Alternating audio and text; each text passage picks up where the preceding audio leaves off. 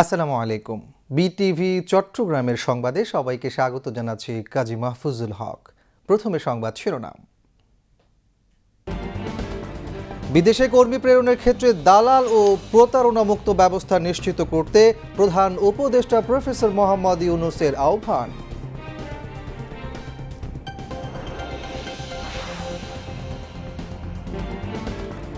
গুম, বিচার বহির্ভূত হত্যাসহ মানবতা বিরোধী অপরাধের মামলায় সাবেক সেনা কর্মকর্তা জিয়াউল আহসানের বিরুদ্ধে অভিযোগ আমলে নিয়েছেন আন্তর্জাতিক অপরাধ ট্রাইব্যুনাল। শুনানি ২১ ডিসেম্বর। নির্বাচন উপলক্ষে গণমাধ্যমগুলোতে নির্বাচনী প্রচারণায় সকল প্রার্থীর প্রতি সমান সুযোগ দেওয়ার আহ্বান নির্বাচন কমিশনের।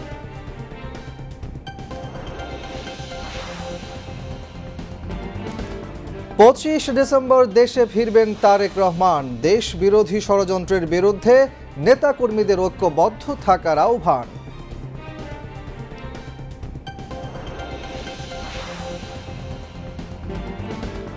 চট্টগ্রাম হানাদার মুক্ত দিবস আজ। ১৯৭১ সালের ১৬ ডিসেম্বর বাংলাদেশ বিজয় লাভ করলেও চট্টগ্রাম হানাদার মুক্ত হয় ১৭ ডিসেম্বর।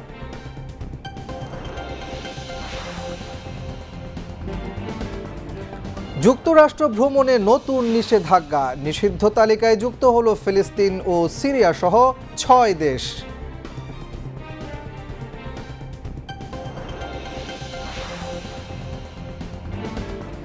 এবং ফিফা দ্য বেস্ট সেরা পুরুষ খেলোয়াড় হলেন ফরাসি তারকা উসমান দেম্বেলে। তৃতীয়বারের মতো সেরা নারী খেলোয়াড় হলেন স্পেনের আইতানা বোনমাতি।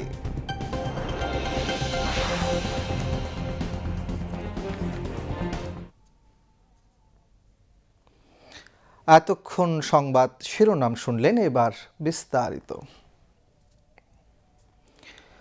বিদেশে জনশক্তি রপ্তানির ক্ষেত্রে দালালদের প্রতারণা বড় বাধা হয়ে দাঁড়িয়েছে বলে মন্তব্য করেছেন প্রধান উপদেষ্টা প্রফেসর মোহাম্মদ ইউনূস।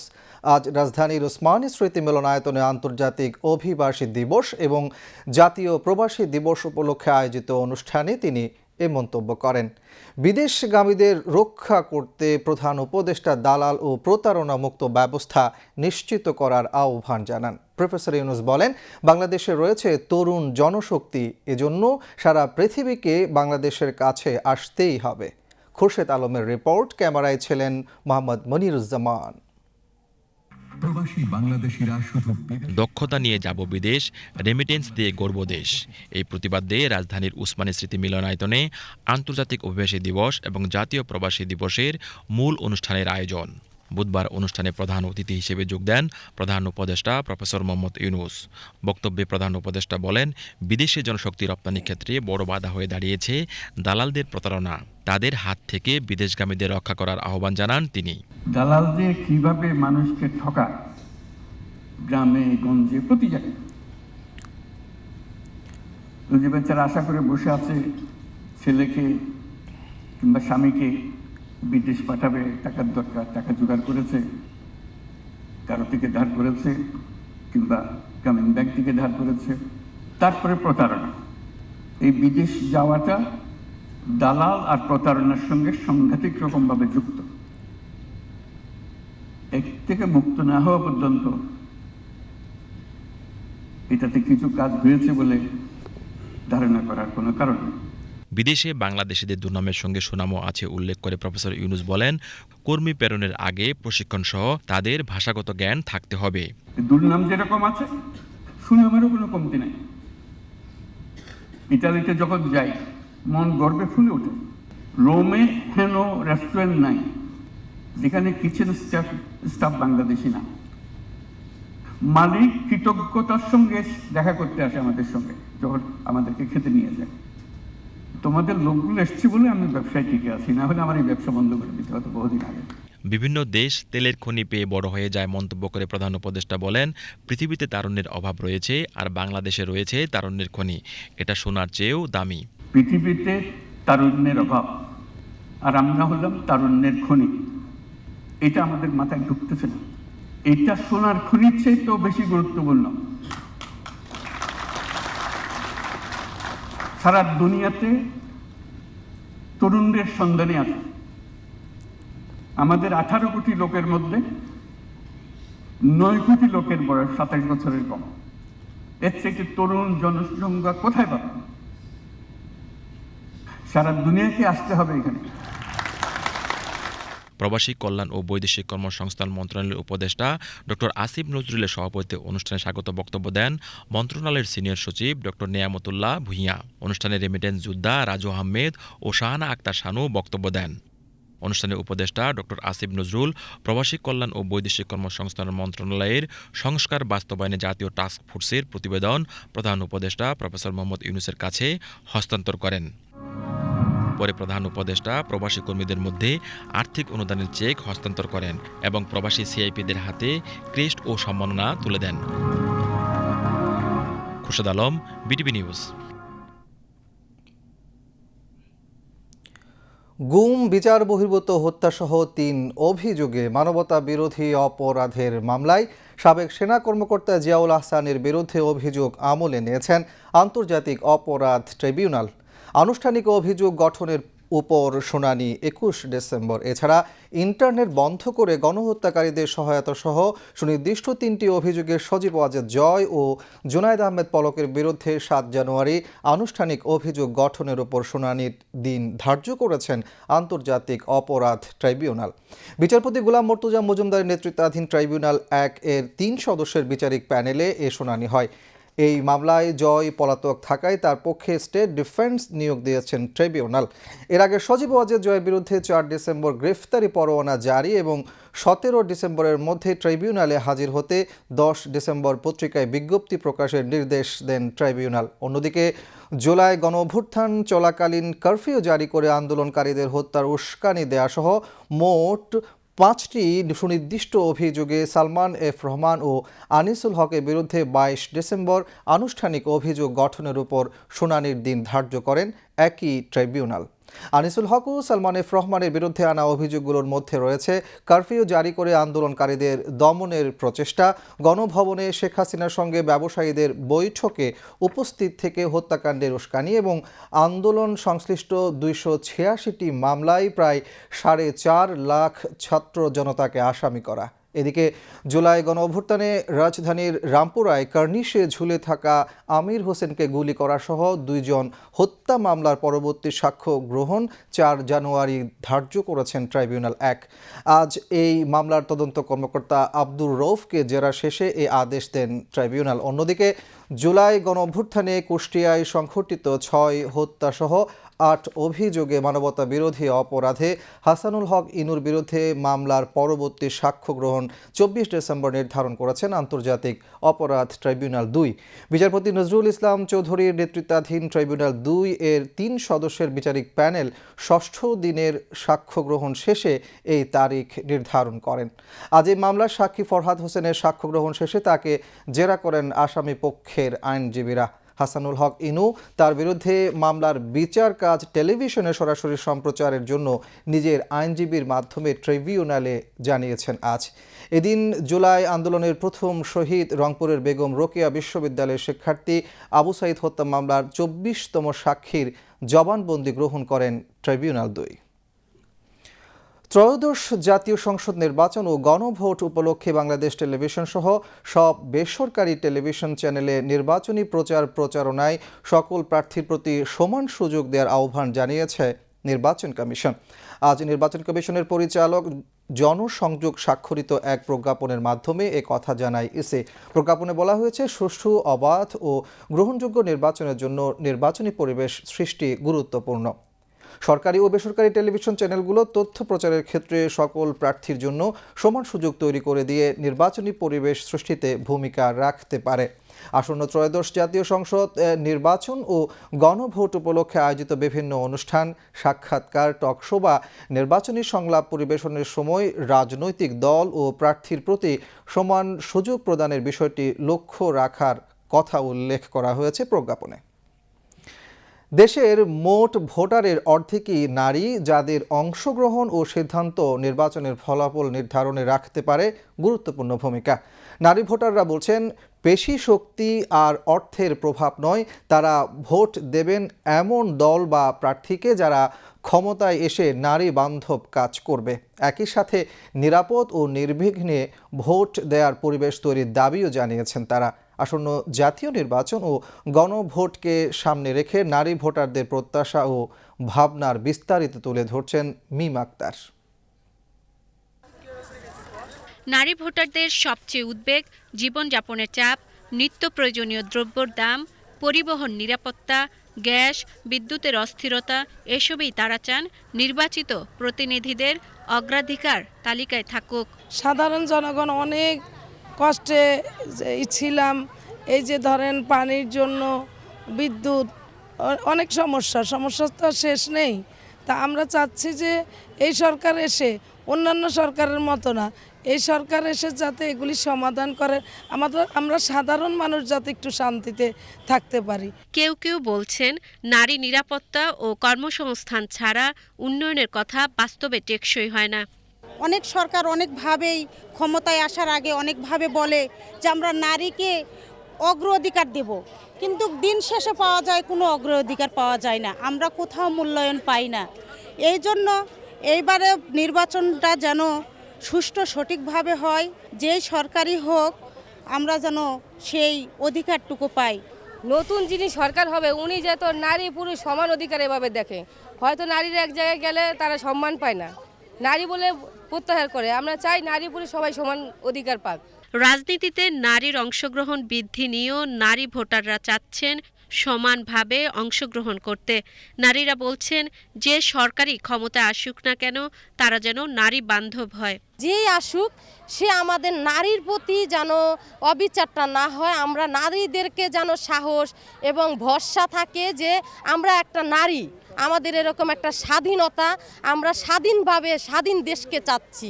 নারীরা যেন কোথাও গেলে শুনতে হয় না যে আপনারা নারী, আপনাদের কোনো মূল্য নেই। আমরা চাই মূল্য, আমাদের ন্যায্য অধিকার চাচ্ছি। আমরা সবাইকেই বলবো আমাদের ন্যায্য অধিকারটা আপনারা অবশ্যই ফিরিয়ে দিবেন। মানুষের যে মৌলিক যে চাহিদাগুলো, ক্ষুধা নিবারণ, তারপর চিকিৎসা, আশ্রয় অর্থাৎ গুরুত্বপূর্ণ যে ইয়েগুলো আছে, মৌলিক চাহিদাগুলো, সেগুলো যেন চাহিদাগুলো পূরণ হয়, সেটা কিন্তু বরাবরই চায়। একদম সাধারণ জনগণ হিসাবে বলবো যে আমাদের দেশে যদি আমি 50 বছর পরের হিসাবও যদি করি, 50-53 বছরের কথাও যদি বলতে চাই, যতবারই সরকার পরিবর্তন হয়েছে কিন্তু আমরা জন আকাঙ্ক্ষা কিন্তু পূরণ হয় না, কাঙ্ক্ষিত লক্ষ্যে আমরা একবারও কিন্তু আমরা পৌঁছাইতে পারি নাই। নিরাপদ একটা পরিবেশ বরাবরই থাকবে, চাওয়া থাকে। সেই জায়গা থেকে আমি চাই যে সুন্দর, নিরাপদ, সুশৃঙ্খলভাবে সবকিছু হোক। নারী ভোটারদের প্রত্যাশা নিরাপত্তা, তথ্য প্রাপ্তি ও জীবনের বাস্তব সমস্যার সমাধান নির্বাচনকে আরও অন্তর্ভুক্তিমূলক করতে গুরুত্বপূর্ণ ভূমিকা পালন করবে। মিম আক্তার, বিটিভি নিউজ।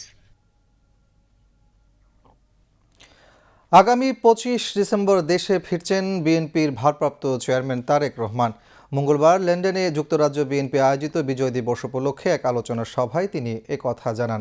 তারেক রহমান বলেন, 2024 সালের গণ আন্দোলনের অর্জন কোনো একটি দলের নয়, এটি বাংলাদেশের জনগণের দীর্ঘদিনের লড়াইয়ের ফল। তিনি বলেন, বাংলাদেশের বিরুদ্ধে ষড়যন্ত্র এখনও অব্যাহত রয়েছে। দেশ বিরোধী ষড়যন্ত্র মোকাবেলায় নেতাকর্মীদের ঐক্যবদ্ধ থাকার আহ্বান জানান বিএনপির ভারপ্রাপ্ত চেয়ারম্যান।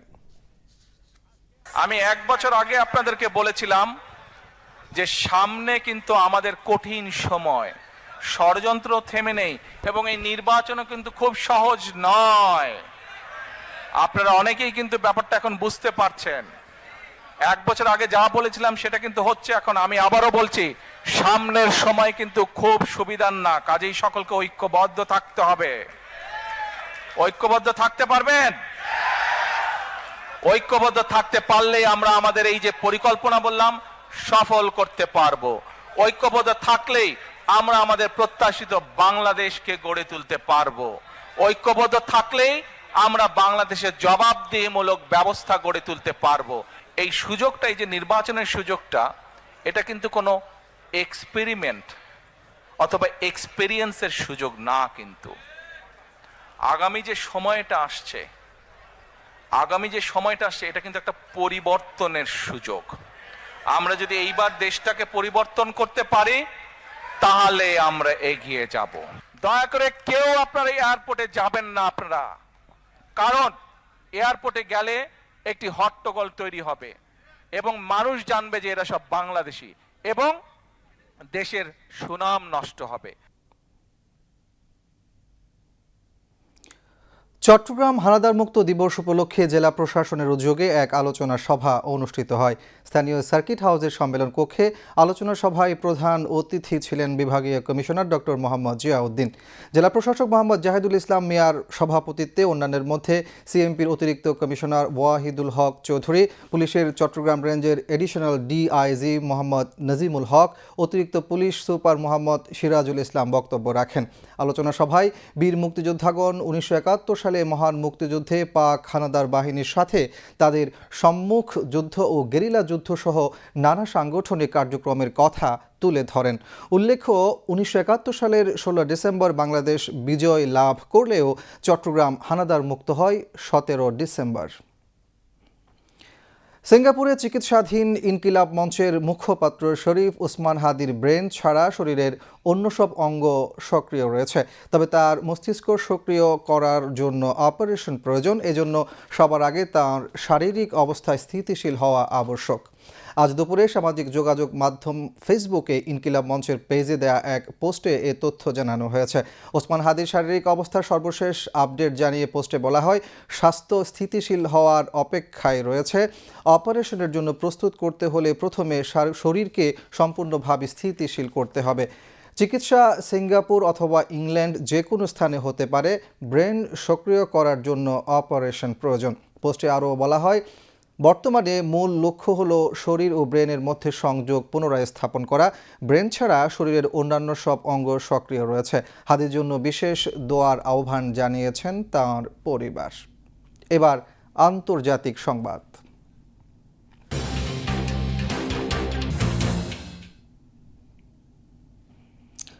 মার্কিন প্রেসিডেন্ট ডোনাল্ড ট্রাম্প দেশটিতে প্রবেশে নিষেধাজ্ঞার তালিকায় নতুন করে আরও কয়েকটি দেশ যুক্ত করেছেন। নতুন তালিকায় ফিলিস্তিন ও সিরিয়া সহ মোট 6টি দেশ অন্তর্ভুক্ত করা হয়েছে। মঙ্গলবার হোয়াইট হাউস এই সিদ্ধান্তের ঘোষণা দেয়, যা যুক্তরাষ্ট্রের অভিবাসন নীতিতে আরও কঠোর অবস্থানের ইঙ্গিত দিচ্ছে। মঙ্গলবার জারি করা নির্বাহী আদেশ অনুযায়ী ফিলিস্তিন, বুরকিনা ফাসো, মালি, নাইজার, দক্ষিণ সুদান ও সিরিয়ার নাগরিকদের উপর ভ্রমণ নিষেধাজ্ঞা আরোপ করা হয়েছে। এর ফলে নিষেধাজ্ঞার আওতায় থাকা দেশের সংখ্যা বেড়ে দাঁড়ালো 18টিতে। এর আগে গত জুন মাসে প্রথম দফায় 12টি দেশের নাম প্রকাশ করা হয়েছিল, তবে আদেশে ফিলিস্তিনের নাম সরাসরি উল্লেখ করা হয়নি। যুক্তরাষ্ট্র যেহেতু ফিলিস্তিনকে রাষ্ট্র হিসেবে স্বীকৃতি দেয় না, তাই সেখানে ফিলিস্তিন বা অধিকৃত ফিলিস্তিনি ভূখণ্ড শব্দ ব্যবহার করা হয়নি। পরিবর্তে ফিলিস্তিন সংক্রান্ত অংশে প্যালেস্টিনিয়ান অথরিটি ডকুমেন্টস বলা হয়েছে। একই সঙ্গে ফিলিস্তিনিদের উল্লেখ করা হয়েছে এমন ব্যক্তিবর্গ হিসেবে যারা ফিলিস্তিনিয়ান অথরিটি কর্তৃক ইস্যুকৃত বা অনুমোদিত ভ্রমণ নথি ব্যবহার করে যুক্তরাষ্ট্রে প্রবেশের চেষ্টা করেন। এই সিদ্ধান্ত এসেছে এমন এক সময়ে যখন কয়েক সপ্তাহ আগে প্রেসিডেন্ট ট্রাম্প তৃতীয় বিশ্বের সব দেশ থেকে অভিবাসনের উপর স্থায়ী বিরতি দেওয়ার ঘোষণা দেন। ওয়াশিংটন ডিসিতে ন্যাশনাল গার্ডের 2 সদস্যকে গুলি করে হত্যার ঘটনার পর এই ঘোষণা দেওয়া হয়। প্রায় 4 বছর ধরে চলমান রাশিয়া ইউক্রেন যুদ্ধ বন্ধে ওয়াশিংটনের সঙ্গে আলোচনার মাধ্যমে একটি শান্তি প্রস্তাব তৈরি করছে কিয়েভ। কয়েকদিনের মধ্যে এর কাজ শেষ হবে। এরপর প্রস্তাবটি মস্কোর হাতে তুলে দেবেন মার্কিন প্রতিনিধিরা। মঙ্গলবার এই কথা জানিয়েছেন ইউক্রেনের প্রেসিডেন্ট ভলোদিমির জেলেনস্কি। যুদ্ধ বন্ধে সব শেষ জার্মানির রাজধানী বার্লিনে ইউক্রেনের সঙ্গে বৈঠক করে ইউরোপ ও যুক্তরাষ্ট্র। বিস্তারিত জাকিয়া জামান আনিকার ডেস্ক রিপোর্টে। রাশিয়া ইউক্রেন যুদ্ধের অবসান নিয়ে নতুন করে আসার কথা জানিয়েছেন মার্কিন প্রেসিডেন্ট ডোনাল্ড ট্রাম্প। তার মতে এই যুদ্ধ শেষ করার জন্য একটি চুক্তি এখন যে কোনো সময়ের চেয়ে অনেক বেশি কাছাকাছি। সোমবার জার্মানির বার্লিনে শান্তি পরিকল্পনা নিয়ে যুক্তরাষ্ট্র, ইউক্রেন ও ইউরোপীয় দেশগুলোর 2 দিনব্যাপী আলোচনা শেষে ওভাল অফিসে সাংবাদিকদের একথা বলেন ট্রাম্প। আলোচনার দ্বিতীয় দিনে জার্মানি, ফ্রান্স সহ নেটো জোটভুক্ত একাধিক দেশের শীর্ষ নেতারা অংশ নেন। ডোনাল্ড ট্রাম্প বলেন, ইউরোপীয় নেতাদের সঙ্গে তার আলোচনা অত্যন্ত ইতিবাচক হয়েছে। তিনি আরও বলেন, যুদ্ধ বন্ধ করা গেলে অসংখ্য মানুষের জীবন রক্ষা করা সম্ভব হবে। এদিকে যুক্তরাষ্ট্র ও ইউরোপীয় নেতাদের সঙ্গে আলোচনা কঠিন হলেও তা ফলপ্রসূ ছিল বলে মন্তব্য করেছেন ইউক্রেনের প্রেসিডেন্ট ভলোদিমির জেলেনস্কি। তবে যে কোনো শান্তি চুক্তির আগে ইউক্রেনের নিরাপত্তা নিশ্চয়তার বিষয়টি নিশ্চিত করার উপর জোর দিয়েছেন তিনি। জেলেনস্কি বলেন, যুদ্ধক্ষেত্রে সামরিক বাহিনী এবং বেসামরিক জনগণের নিরাপত্তা কিভাবে নিশ্চিত করা হবে সে বিষয়ে স্পষ্ট ধারণা থাকা জরুরি। তিনি নেটো ধাঁচের নিরাপত্তা ব্যবস্থার কথাও আলোচনায় আনার আহ্বান জানিয়েছেন। শান্তি আলোচনার বিষয়ে প্রতিক্রিয়া জানিয়েছে রাশিয়াও। ক্রেমলিনের মুখপাত্র দিমিত্রি পেসকভ জানান, রুশ প্রেসিডেন্ট যে কোনো শান্তি উদ্যোগ ও বড় সিদ্ধান্তের জন্য উন্মুক্ত। তবে মস্কো কোনো অস্থায়ী বা অন্তর্বর্তী সমাধানের বিরোধিতা করছে বলেও তিনি স্পষ্ট করেন।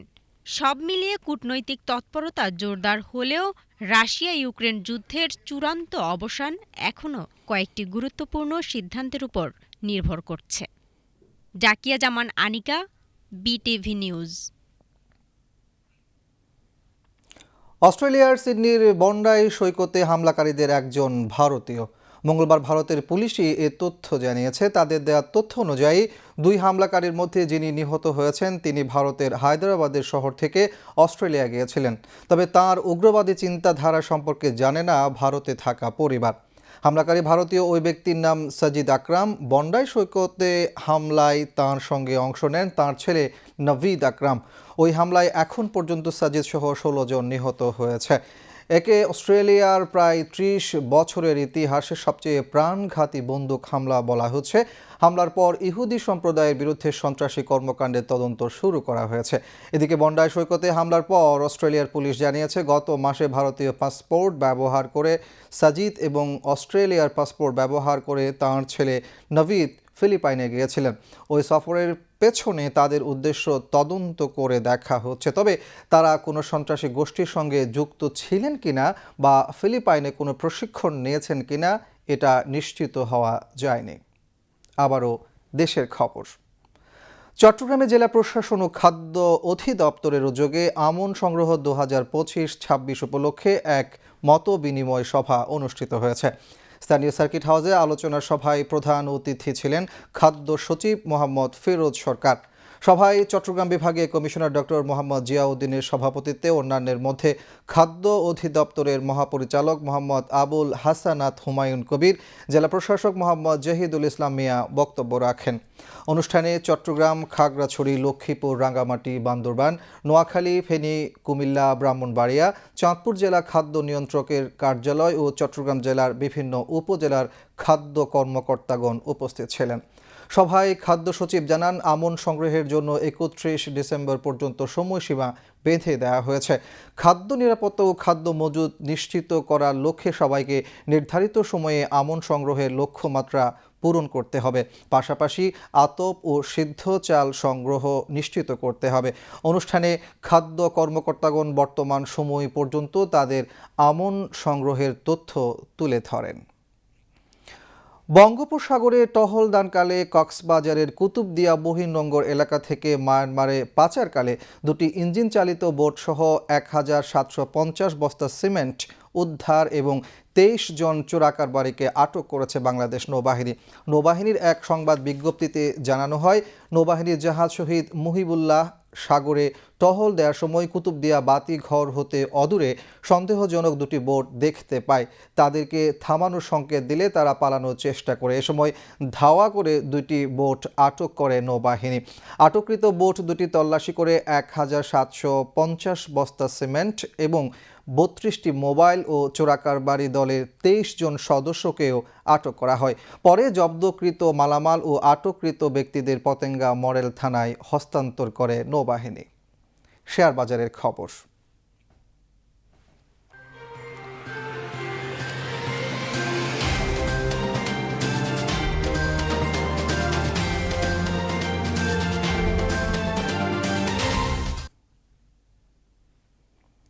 মহান বিজয় দিবস উপলক্ষে একদিন বন্ধ থাকার পর লেনদেনের শুরুতে চট্টগ্রাম স্টক এক্সচেঞ্জে মন্দাভাব দেখা দিয়েছে। আজ শেয়ার লেনদেন ও মূল্য সূচক দুটোই কমে গেছে। দিন শেষে সার্বিক সূচক দাঁড়িয়েছে 13,694.20, যা পূর্ববর্তী দিনের চেয়ে শতকরা 0.55 ভাগ কম। এছাড়া সিএসসি 30-এর মূল্য সূচক দাঁড়ায় 12,171.27, যা পূর্ববর্তী দিনের চেয়ে শতকরা 0.08 ভাগ কম। আজ 160টি কোম্পানির 15,08,674টি শেয়ার লেনদেন হয়, যার মূল্য 5,81,20,000 টাকারও বেশি। এর মধ্যে 41টি কোম্পানির শেয়ার দাম বেড়েছে, 103টির কমেছে এবং 16টির দাম অপরিবর্তিত রয়েছে। এবার আবহাওয়ার খবর।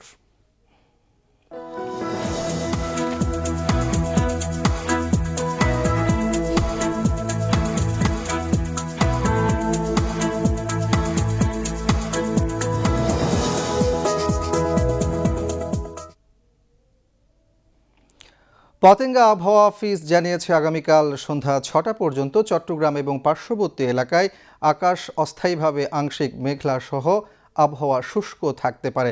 সে সাথে ভোরের দিকে নদী অববাহিকা ও তৎসংলগ্ন এলাকার কোথাও কোথাও হালকা কুয়াশা বিরাজ করতে পারে। রাত ও দিনের তাপমাত্রা প্রায় অপরিবর্তিত থাকতে পারে। পরবর্তী 24 ঘন্টায় আবহাওয়ার সামান্য পরিবর্তনের সম্ভাবনা রয়েছে। নগরীতে আজ সর্বোচ্চ তাপমাত্রা ছিল 27.8 ডিগ্রি সেলসিয়াস, যা স্বাভাবিকের চেয়ে 0.8 ডিগ্রি বেশি, এবং সর্বনিম্ন তাপমাত্রা ছিল 16.7 ডিগ্রি সেলসিয়াস, যা স্বাভাবিকের চেয়ে 1.1 ডিগ্রি বেশি। আগামীকাল চট্টগ্রামে সূর্যোদয় 6টা 27 মিনিটে এবং সূর্যাস্ত 5টা 12 মিনিটে। এবার জানিয়ে দিচ্ছি কর্ণফুলী নদীতে আগামীকালের জোয়ার ভাটার সময়সূচি। জোয়ার শুরু হবে সকাল 6টা 32 মিনিটে, ভাটা দুপুর 12টা 13 মিনিটে এবং পরবর্তী জোয়ার শুরু হবে সন্ধ্যা 6টা 21 মিনিটে।